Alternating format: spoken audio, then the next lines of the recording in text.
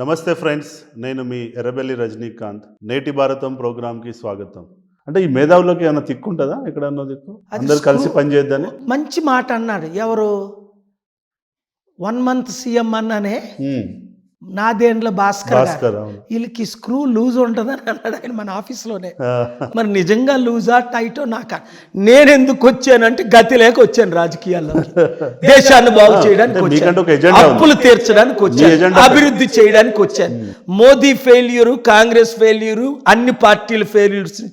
అరే నా కంట్రీ సత్తా, I have shown my power to the nations of the world.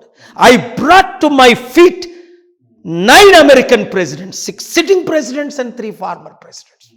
From Ronald Reagan to Jimmy Carter, to Bill Clinton to Joe Biden and Donald Trump sat at my feet. That's K.A. Paul. That's India. I want to show our Indian satta. అప్పుడు ఆర్ఎస్ఎస్కి కూడా మద్దతు ఇచ్చాను ఒకసారి తెలియక.